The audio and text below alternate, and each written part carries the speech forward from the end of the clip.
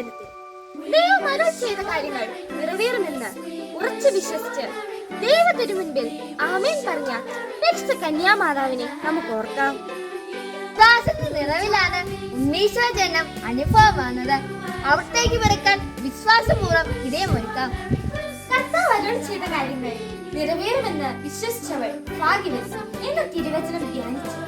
എന്റെ ഉണ്ണീശോയെ, എന്റെ ഹൃദയം മഞ്ഞു പോലെ വെൺവെള്ളാക്കണമേ എന്ന സുഹൃത്തുജപം പിടിവിട്ട് ഏറ്റവും ഇഷ്ടപ്പെടുന്ന ഒരു ദൈവവചനം സുഹൃത്തുമായി പങ്കുവയ്ക്കുക എന്ന സൽപ്രവൃത്തി ചെയ്ത് ഉണ്ണീശോയ്ക്ക് മിഠായും തേനും സമ്മാനമായി നൽകാം.